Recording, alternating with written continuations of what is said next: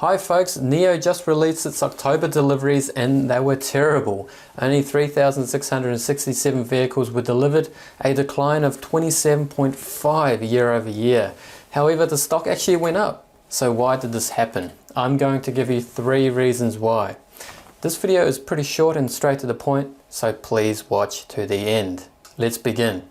The first reason why NIO went up despite the bad news is that the smart money is supporting the stock. In my last NIO video, I talked about how the smart money has been buying all the dips. Well, all those dips have exhausted a lot of weak-handed retail investors who couldn't handle the pain any longer, and many of them have now sold all of their shares.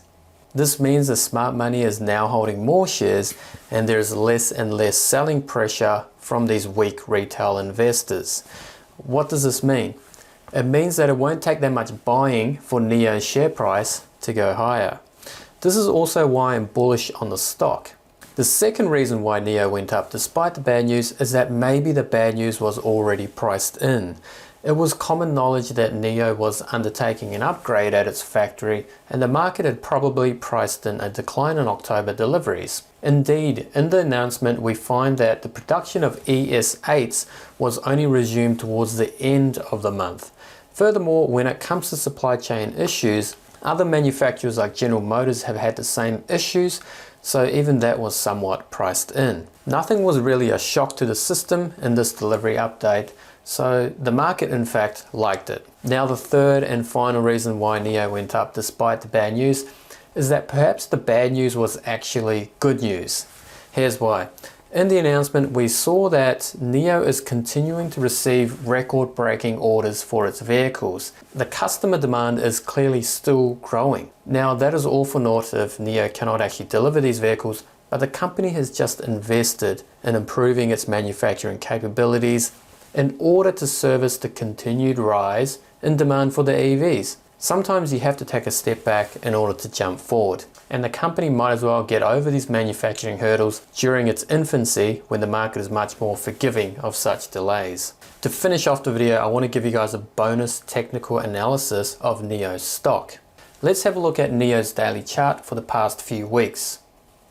We see here that NIO was struggling to get above these moving averages, but it has now bucked the trend. Not only have these moving averages been penetrated, they are now acting as support for the share price. We just saw NIO gap open lower, but it found support at this 40-day moving average to finish much higher on high volume. This is very bullish and bodes well for the stock going forward. To illustrate this point even further, let's have a look at the intraday chart of NIO. This was a gap down yesterday, followed by huge buying support to push the stock higher. More paper-handed retail investors probably sold out in panic and disgust here, and the smart money stepped in to soak up their shares on the cheap yet again. So we're seeing this pattern play out over and over again, but it's happening at higher prices. The last time this shakeout happened was at $33. At what price will the next one occur? $45? $50? Who knows? There's only one way to find out, and that is to hold on to your shares. If you agree with what I have just said, hit the like button and subscribe to my channel for more content. I also have a membership channel for just $10 a month. Until next time, happy investing.